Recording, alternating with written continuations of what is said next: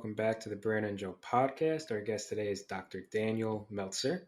He received both his MA and PhD in IO psychology from Hofstra University and is currently a senior employee research consultant at Mercer. And I can't leave this out, was our previous professor for our people analytics class. Was that the official title of it? I think so. I call it a module in people analytics because it's part of the seminar class. Okay, that makes more sense. Because I thought of it as more like it was people analytics, but we did a lot of Excel. So I think we called it like the Excel class or like the Excel training 101. That's the goal of the class. So, Well, it helped everybody. I know because we loved it. if you don't you could go into that class with zero Excel expertise or like just opening up the app for the first time. And we came out like knowing some stuff. So round of applause. Good job. Thank you. I'm really happy to hear that. Well, also the great thing about it was because we always talk about like data storytelling on this podcast, or for like just in IO psychology in general. And you did a great job of like helping us do exactly that, like storytell with the data. It's not just like, all right, this is how you select a row in a shortcut, and then this is how you conditional format. But it was like that, applying it to like executive leadership or like how you like present that. And I think it's definitely an important skill to have. Going into like our future careers. Definitely. No, it's definitely a class we'll miss. I feel like we have a treat getting to talk to you mid break because we don't have classes start until Brandon, you know, because I definitely don't. End of January. Yeah, I think we have another week. One more week? Yeah. Okay. Well, I guess it's not like mid break then. It's like 1 week ahead. but I'll take what we can get. But to get into the bulk of our episode, not only are you one of our great professors, but you also have a really cool practitioner life. As we said in the introduction, you currently work at Mercer. Could you do like a quick, like high over breakdown of like a day in the life of what you do, like when you walk into the office? Yeah. So let's start with when I walk into the office, which is my bedroom where I am right now. I work out of my home. So, you know, I usually start my day by checking my email fast on my phone. Then I take my kid to school. Then I come back and I open up my laptop. And a day in the life is real hard to sum up because, you know, my days are really different day to day, week to week, month to month, but depending on what projects I'm on and what clients I'm working with, how much hand holding they want. So like, you know, I'll do in employee listening, we'll do everything from surveys, focus groups, both kind of digital and live focus groups, as well as like just interviews. There's probably something I've done that I'm forgetting, but those are like the main ones. So like one day could be, you know, working on some surveys, working on their presentations after the fact. That's what I did a lot today. And then tomorrow I'm running a focus group. I'm working on some other stuff. So like, it'll be like that for a little while where I'll kind of have these things are the ones that I'm mostly working on, usually a couple of weeks, month, sometimes longer. But then kind of as the month goes on, it'll start shifting to other projects. So I have, I know coming up, I've got some interviews, you know, executive interviews that I'm going to be doing for another client, and that's going to be in February. So it's like, you know, day to day, very different. A lot of working with our data at the output, a lot of helping to build the various, you know, surveys, focus groups, and things like that, both in terms of just what are we going to ask, and also sometimes the technical of like actually building a survey or building a focus group more often than not. I love to ask this question to people who are in a field like you, Dr. Meltzer. As someone who's also in consulting, I want to know, like, how do you categorize, I guess, the type of work that you're doing? Because I know you're talking about focus groups and surveys, and we take all these classes and they kind of like put these things together. Like, I know that I've done like system reorganizations, and then we do, or I guess more like a restructuring effort, but then we do training and development, and we do data analytics. Like, what bucket would you fall under for a lot of the projects you're doing with this? Because some of that even sound like market research and stuff like that too. So Yeah, it can be. Yeah, I usually just call it all work. But, you know, to me, what I do is, either we call it employee listening, because I'm always, at the end of the day, it's always about employees, or I'll call it employee research sometimes. But we're always trying to get information about employees, whether that's directly from the employees or from the senior leadership in the organization about what they're thinking about. That's usually the focus is on employees one way or the other. And then if you want to call it listening or research, not an important difference to me. Now, on all these projects that you work on, no matter what they are, is it tough to bring in like IO principles? Because, for example, when you talked about like working with surveys, I know we did a lot of it in your class and then just in our courses in general. Um, when you make those surveys and you want to be like, oh, I learned about this and this IO principle in my course, like this is how you make a good survey question for good validity and reliability. Do you ever get like combat and they're like, no, we're going to make the question like this. This is how like we're supposed to do it. And then you're like, no, according to research, this is how we're supposed to do it. Is there ever that like battle, or are you able to kind of do what you like to do? I wouldn't call it a battle, but there is, everybody's got a perspective. Um, you hope that uh, they'll take your input. But every once in a while, somebody pushes a little bit harder. And, you know, at the end of the day, what I kind of ask is, are we still going to get usable data? Because, the question could be, maybe it's double barreled, but can we still make use of it in some way? Will there be something else to offset it? Something to, that we could use to pull apart the double barrels, or something else, whatever it is, more often than not, it's it is something that we can use. It may not be the most usable, but it's always something that we can use. And then every once in a while, you've got a question that's being designed not to collect information, but to communicate information. And that's something back when I started gosh, over a decade ago. That was something that took me a while of getting used to, of like, sometimes people want to use the survey to communicate as much as they're trying to collect. So, it happens, but you can't always get perfection, but aim at usable, and hopefully you can get that. Yeah, I definitely can also speak to that. I know I've done a little bit of survey design too, and sometimes I'm making questions and I'm trying to apply all the principles I'm learning, but in the situation for the context, it doesn't necessarily fit what they're looking for. Yeah. One thing that I kind of wanted to ask, and I'm asking a lot of these questions as someone who also does consulting as well.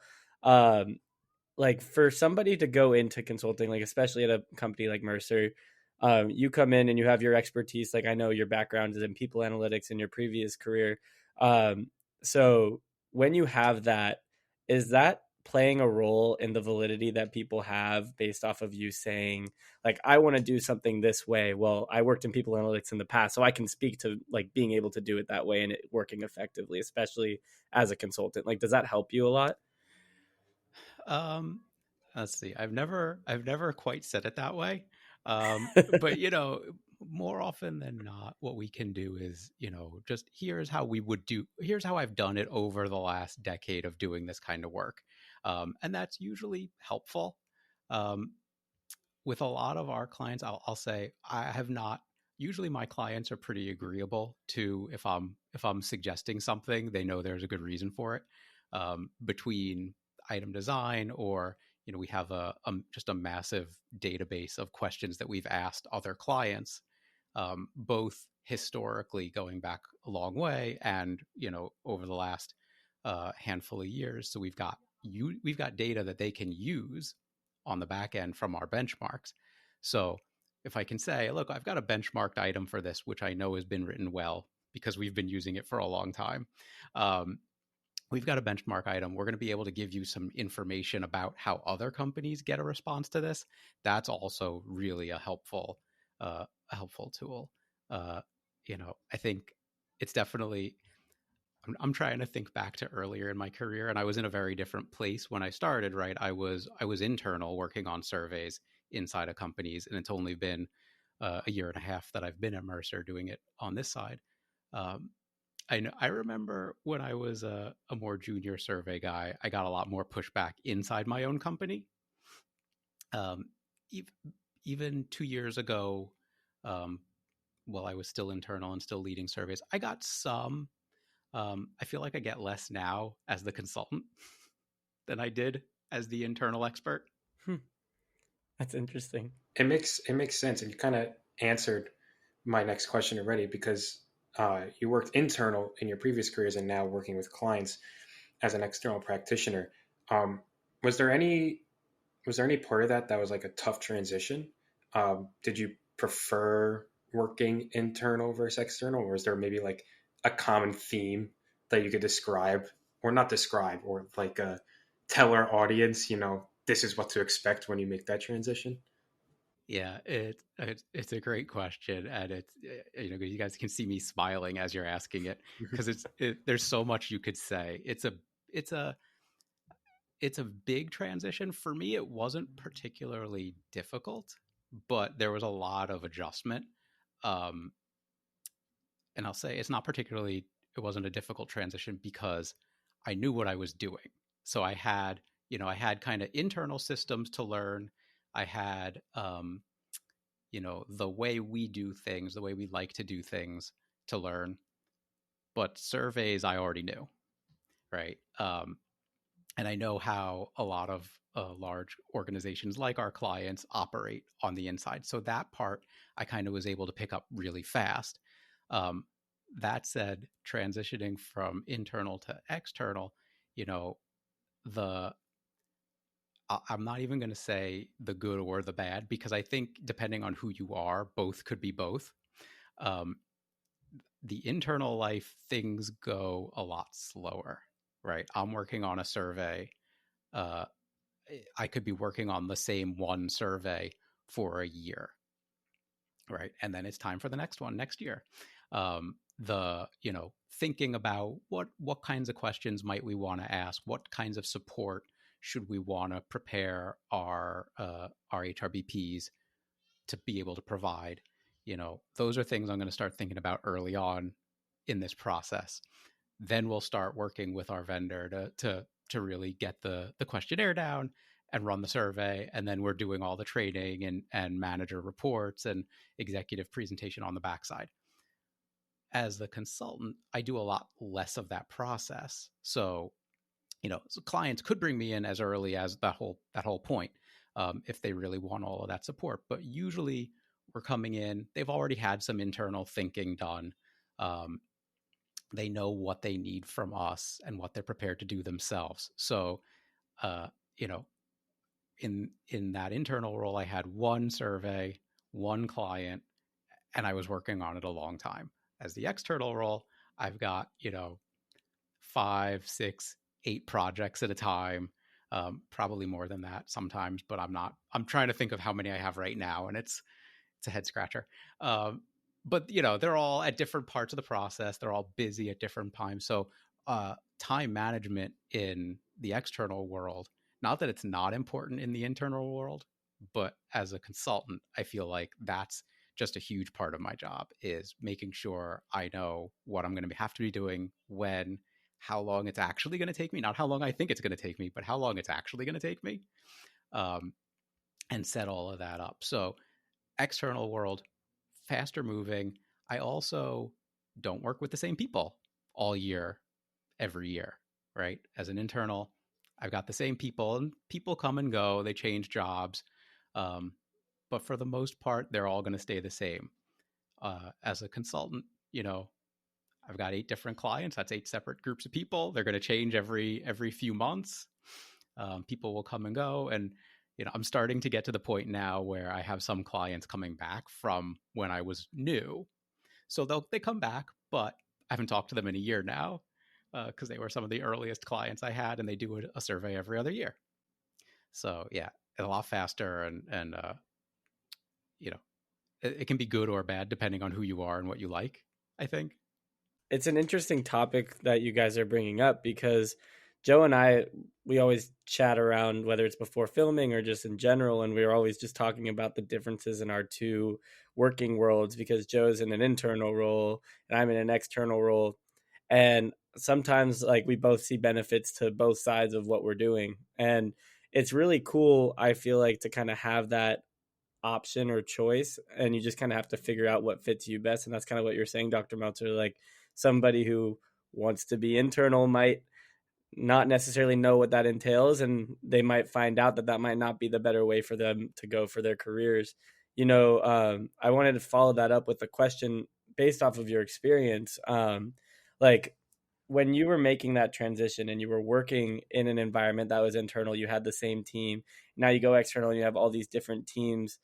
What kind of, I guess, benefit would you say there is to the situation you have now where you're working with different teams? Like, are you picking up anything different and like learning new ways to work?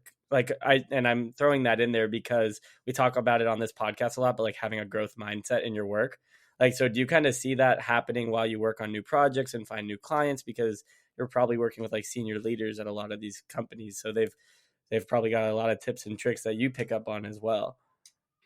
Yeah, absolutely. I think just at least in my situation and for me, the biggest thing I've really picked up is, just adaptability of, and I kind of got a taste of that in teaching, but, you never know what's going to happen when you're teaching. Sometimes somebody will ask a really great question and take the whole class off topic. But it's a great question and you need to handle it. It's kind of that same idea, but just ratcheted up a lot because, I, especially those first few meetings with a client, you never really know who you're talking to. So you've got to really figure out, what's the right level to explain things to them at. What's the right approach? What kind of metaphors am I going to want to lean on with this person to help them get what I need them to get out of this conversation? And, just understanding the organizations, they're all so different. In a lot of ways, they're all very similar. And in a lot of ways, they're all just exceptionally different. So just figuring out, all of that stuff, and you're really doing it on the fly because you have a limited amount of time to reach them. Uh, you know, we try and be relatively succinct in getting through, understanding what they need, understanding what we can offer them, and getting that to them. So it's really, just you've got to be able to pivot quickly and try new things, um, and get good at picking up those little subtle signals that people give you to what's going to be useful with them. So, as usual, Brandon's question kind of overlaps mine. I wanted to nitpick at that teams part too, because it is an interesting point. Like when you, as I said, like when I work internal, I'm working with the same people over and over and over again. But it seems like when you work external, you have so many different teams. And it kind of brought me back when I did research with Dr. Grossman our first year, and a big part of her research was teams, and a subsection of that was fluid teams and like the effectiveness of like let me make sure I try to get this right, like team members that are coming like in and out, and it's basically new forming teams, I believe. And you need to try to find that like effectiveness fast because you might only have these people working together for like a couple of weeks, and you can't find that like that good connection month after month. Have you found any like common themes when working with a whole bunch of different people? I know you kind of just explained it, but is there like an overall uh, a way of effectiveness that you found like, oh, this works, like I should establish this when I first start working with people, and like then this next? That's a tough one. I think. Uh, Look, I am no expert in this, right? I've already said This wasn't on the guest press guide. Don't worry. Yeah, I've only been doing this for a year and a half. But I think what I would say is, all the one thing that unifies all of our clients is they've come to us for a purpose. And, if I can understand that purpose and help them see that we are going to accomplish it for them. We're going to help them get what they need out of this work. That's usually the biggest thing. And once we can kind of, get past that step, people are for the most part easy to work with, right? Every once in a while you got a little wrinkle that so and so doesn't like to be emailed at this time, or we don't. I usually try to avoid scheduling meetings Monday at 9:00, Friday at 4:00, but sometimes we have to, and some clients are fine with that, and they'll tell you. But as long as we try and really just keep it focused on what's the point of this work that we're doing together, I think most people are pretty amenable to that. Yeah, and I can kind of piggyback off of that too, just in my experience. Especially when I get thrown on a new client, and you have to pick up all the new norms that they have within their company, and there's a lot of different ways that people do business. So, like when I was going on to one of our new clients, it was a new project, and I had to get a lot of information, and I just kind of just read everything I could and just tried to like digest everything, and then go from there and just kind of establish a norm based off of their situation.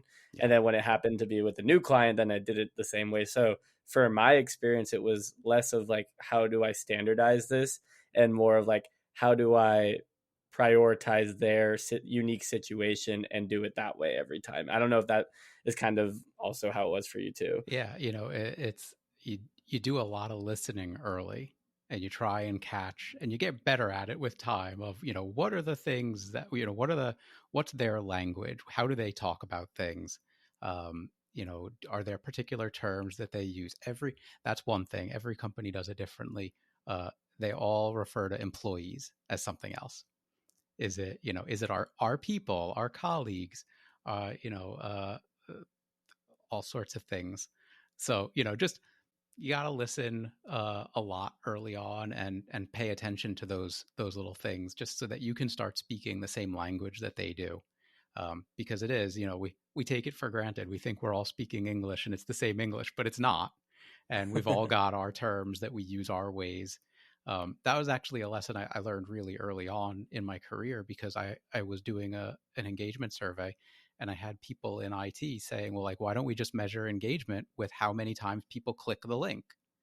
And I'm like, well, that's a very different thing than what we would call engagement. But in their world, that's what it was. It was just how much were people engaging with the website. And so we had to take a step back and really talk about, what is this survey actually trying to accomplish? And what do we mean when we talk about engagement? It's just, English isn't the same English for everyone.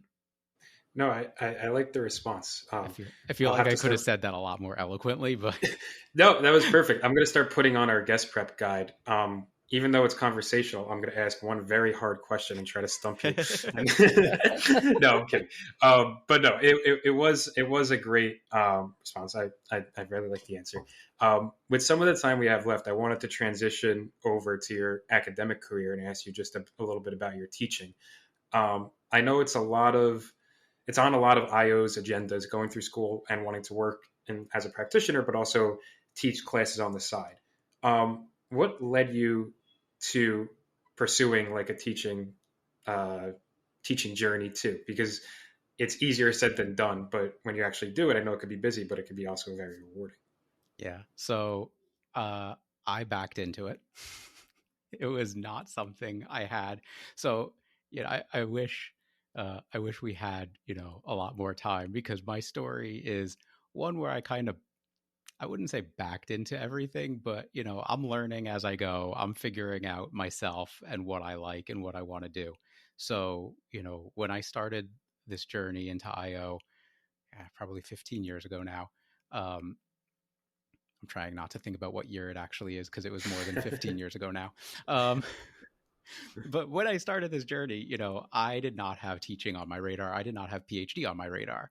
And so, I got the master's, and a year later started to feel like I had the itch to go back for, the short version is I had an itch to go back and do a little bit of research, because I did not study a science undergraduate, and I had never participated in any research. So I had read all this fantastic research that you guys are reading in the master's program, and I've been like, that sounds like something I would really enjoy doing. So that's how I ended up going back for the PhD. And then while I was finishing up the PhD, circumstances kind of presented themselves. The program had a need for a full-time faculty member, and some of the faculty had reached out to me and said, is this something you'd be interested in? And at the time, I was ready for a change from what I had been doing. So I said, you know what? I'm going to take a shot. I'll try it. It was not a tenure track position. It was a full-time, essentially a visiting professor position. Hofstra calls it a special assistant professor, something like that. But it was a temporary position for 1 year. And I said, let me take it and try, and see what I think. So I was a full-time for a year, and then had the opportunity to apply to go tenure track, and decided I did not want that. But I said, I'll stick around for another year just to help bridge the gap during the search. So I spent 2 years teaching full-time. And then basically a large chunk of that second year, I was job hunting along with my internship students, which was a fun conversation to have every week. Yeah, so when I went back into practice, and I started my new job, I had 2 PhD students that I was working with at the time. I kept them. And obviously I gave up my main classes, but I kept that people analytics seminar, which was new. We'd done it 1 year. And then I kept it for the second year. And that kind of just kept me around. And then I kind of had opportunities to teach other things come up. So I mentioned the internship, right? As you guys know, obviously I'm doing that again. I've been doing it for a few years now. And I love that class. Every year I just kind of nicely ask, can I keep doing that?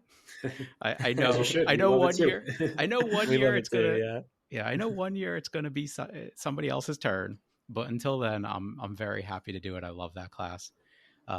But yeah, it was never. I had during the PhD program, I had on my radar someday down the line adjuncting while I was working, and it just kind of presented itself to try full time.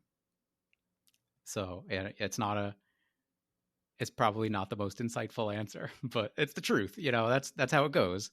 My story is a lot of like, there was an opportunity that was there, and I was like, I'm going to try it.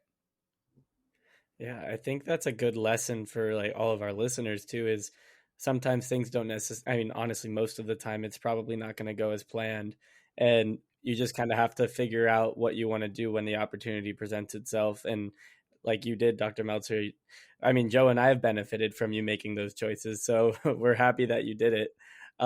It's interesting too. You're talking about how your career kind of shifted into academia. And before we go to our final question, just like a point that I wanted to call out, like it's so IO, like I talk about this a lot with people, like IO as a career, it's not like when you go to med school, you're already going to be a doctor, but it's like a funnel where like a lot of people can come in and come from so many different backgrounds and still land in IO.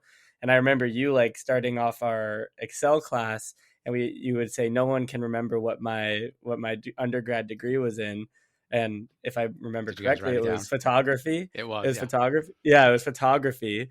And so like, but that's like just a true testament to the fact that you started off in photography and now you're teaching people analytics to graduate students and working at Mercer. So like, if you're doing that from that start, it can happen for anybody too.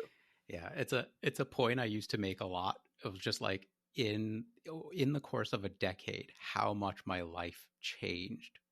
And you can make those changes very quickly, and it feels before you've made them like they're going to take forever. But in the scheme of things, in 10 years, I went from I was a photographer, I didn't have good grades undergrad, to I was in a master's program, to I got through a master's program with good grades, to I was in a PhD program, to I was teaching in a master's program. And it's just like all of that happened. It was less than a decade. And, depending on where you are in your life, a decade sounds like a long time, but it's really not. And a lot of other changes that people want to make are a lot smaller than that. They go a lot faster. So, I've had countless conversations with students who want to make a change from, training and development to something else inside of IO. And I'm like, that's an easy one to make. Like that's, you've already got the right degree. You just have to find somebody to give you a chance. I needed to go back to school. I needed to take prereq classes because I had never taken a statistics class or a research methods class. And a lot of the programs I was applying to required those. I had to do that before I could even apply to a master's program. And then I had all sorts of other things to catch up on and learn. There's, so many things I had to learn fast in the master's program just because school had changed in the, however many years it was that I had been out, 6, 7, 8, whatever. Yeah, I have a funny story we don't have time for, but just the very first class, somebody said, okay, so if you all open up the slides, they're posted on Blackboard. And I looked to the person next to me and said, what's Blackboard? I didn't know. That was new to me. So I just made myself sound really old, but like I did not know. So like I had a lot of things like that to learn, just about being in school in 2009, 2010, whatever year it was I started. A lot of the changes students want to make are a lot easier than that. If it makes you feel better, I didn't even know where I was sometimes halfway through graduate school. Brandon could be the testament, but I'd be like, it's this classroom number. And I'm like, I should know the classroom number by now. I was your tour guide. Yeah, Brandon was. But yeah, also speaking as a student, it can definitely be nerve-wracking when it's like, oh, I think I have like this all planned out. And then obviously you don't. But hearing stories from professors that haven't even started in like a IO psychology start, and then seeing to where you guys are now, it's definitely inspiring. And I know it helps every single student in your classes or that hear about your life's journey. That's why I love sharing it. Oh no, we definitely. I remember it was the first class you told us, and I was like, oh okay, I'm gonna have a good time in this class. We looked at each other and said, "Have them on the podcast." We did say that. As we ask all of our guests, our last question is just tips or advice that you have for incoming or prospective IO students, because obviously you have so much experience to share. So we'd love to hear any tips you got. All right. So I think, I'm sure a lot of people have said, I know I've heard a couple, so I'm sure a lot of people have said, being curious and being a lifelong learner.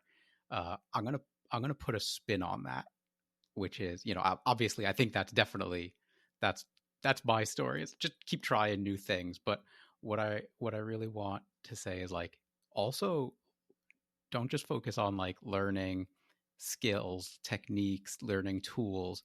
The reading the research is great, but don't stop there. Also think about what can you learn about yourself, because I think that's a really, I'll say, underappreciated thing of just get to know yourself. Learn how hard you can, how much energy you can put into different things. Learn how you like to work. Don't just do work the way you think people are supposed. This is the way other so and so does it, and so I'm going to do it that way too. Learn your way of doing things. Think about, stay in touch with yourself. Think about all the things you've done already. Like that's one of the big things for me, and the reason that I feel confident doing a lot of the things that I do. Like, I like taking, I wouldn't even call it taking risks, but I've done, I've left a job a year in advance, basically, right, in that teaching position. Confident I'd find work, but you never know. But part of the reason why I feel like I can do that is just I really pay attention to what are the things I've done? What are the things I've learned from those experiences over time? Um, so like I know on our internship comment board, I wrote it at least twice last semester of just, you know, I have notes that I follow, and like I go back in time and see what was I working on last year at this time? What have I learned in the course of the year from those experiences about work and about myself? And really, you know, think about how can I apply that? What might I want to try differently next time? Um, you know, there's just so much you can uh, so much you can do for yourself in those ways. You know, maybe you're realizing that you're suddenly interested in something you hadn't really been thinking about before. Your life changed. You're interested in working a different way or learning a different tool. Whatever it is, like, you know, if you don't really stop to check in with yourself and think about those things and learn those things and see how they change, you're never going to know all of that, and you'll be, you know, kind of stuck where you are doing the things you do the way you do them, not really thinking about how can I change, how can I grow. So it's really, you know, thinking about what you can look at, what you can read, learn from other people, absolutely, but also look inward to yourself and think about what you're bringing to all of that and how it's changing you. Yeah, it's such a good point, and I'd like to say that that is close to probably the first time we've had that on this podcast. As Joe and I have spoken to, we've done over 50 episodes now, so some of them are kind of blurred together. But that is such a good point. The idea of looking inward, and like as somebody who, like, for example, prior to the graduate program itself, the way that I systematically thought about doing work completely changed by the time that I'm leaving the program. And I was just thinking about this the other day, just doing that like check-in of where I was before the program to where I am now. And like I could see how like when I did my schoolwork in undergrad to like when I'm doing my schoolwork or regular work now, how it's so different, just the process of how I'm doing it. And the ability to not just reflect on that, but see where the changes are, I think created so much more value, because now I can kind of see what strengths I have to lean on and what things maybe I was doing in the past that I could also still be doing now that I might have forgotten about. And so, like Dr. Meltzer, I think that's just absolutely great advice. And I think whether you're a student or somebody who's in at any point in your career, that's something that can be very valuable, because people can always like continue getting things done or doing the work that they need. But like that idea of the growth mindset that we've talked to already on this episode, like it's so important to not just have it for the environment, but for yourself too. And I think a lot of people will find a lot of value in that. Yeah, you know, it's like um, I feel more confident doing some of those risky things because I've done those things in the past and I came out fine, right? You know, I taught. So then when the opportunity to do Disrupt HR came upon me, I was like, yeah, I'd love to do that. That sounds like it's hard, but I think it'll be a lot of fun. And I've done it twice now. It's a great experience. You know, Shout out to I've Jim. presented at PsyOp. Yeah, shout out to Jim. You know, I've presented at PsyOp. I've done all these things. And each time I learn, you know, believe it or not, I'm not comfortable speaking in front of people, but it's something I've learned from a lot of practice now that I can do. And, you know, apparently I have something to offer people. And, you know, I'm happy to do that because it is something that I can do, even though leading up to the experience, it's scary and, you know, it makes me uncomfortable, but I've done it before. I know it'll be okay. And, you know, that's how I've grown over such a long period of time, is just seeing all these experiences I've racked up, and, you know, whatever it is I've learned from them, and how does that apply to what's in front of me now.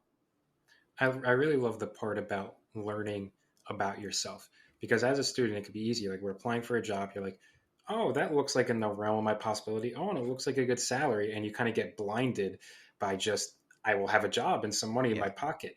But if you don't take a second to realize, like, will I actually love doing this? Because I think there's a really big difference between working hard and coming back from a day's work and being, that was hard. It was a hard work, but you know, I didn't mind it, versus coming back and be like, wow, I absolutely Absolutely. hated that. And then you have that year after year, all because you saw a couple of dollar signs.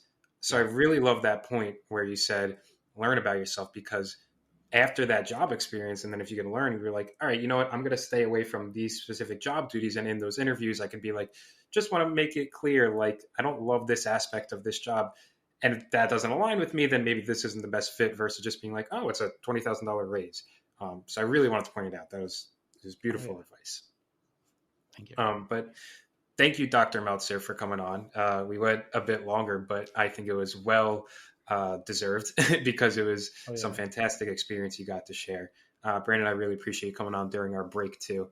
I know you're probably relaxing off from your teaching abilities, but thank you again for chatting with us today. No problem. My pleasure.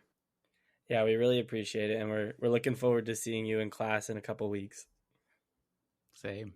I when you're a student, you don't miss class so much because you're tired. I get that, but as a professor, I miss class. I'm ready to go back already. Well, we'll see. In fairness, I also only have internship this semester, so oh yeah, I don't have any lecturing to look forward to. It's just listening to you guys talk about your jobs, asking some thoughtful questions, and hopefully helping everybody start off on the right foot. Well, that's a fair point. So I guess we'll see you next week already.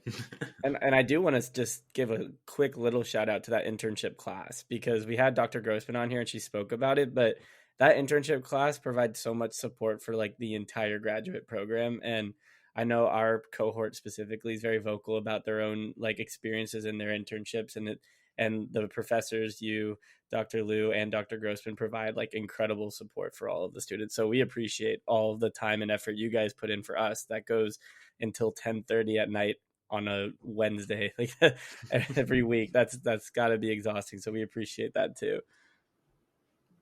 It's like I said, it's my pleasure. I love that class. I get a lot of energy out of that class. Oh, don't that's we all? Awesome to hear. Well, not necessarily at 10:30. I'm tired, but the next morning I wake up, I'm like, oh, that was such a good internship class. No, it's a fair point. We definitely all really like it. As Brandon said, we get great value. But yeah, thank you again for coming on. We'll see you next week. See you guys. Wow, like I feel that was an awesome episode. I know we went a little longer than normal, but just any conversation we get to have with Dr. Meltzer, I always feel like I walk away with something new to help me out in my career. Don't you feel that way too? Absolutely. I really enjoyed like our last question. I mean, I always do, but like this time it was really good. The learning about yourself, not just the work you're doing, but what you really like to do. That really resonated. But hopefully they take that home with them. Yeah, no, I think they will too, because I know it hit me too, and if it hit both of us, then the odds are pretty, or I guess the chances are 100% for the audience so far. So hopefully everybody else gets as much value from our conversation with Dr. Meltzer as we did. And if you guys do want to reach out to him at any point, like he's always been such a great resource to us. So I know we'll include his LinkedIn in the bio as well. Yeah, absolutely. Thank you guys for listening, and we'll see you next week. Yep. See you guys next week.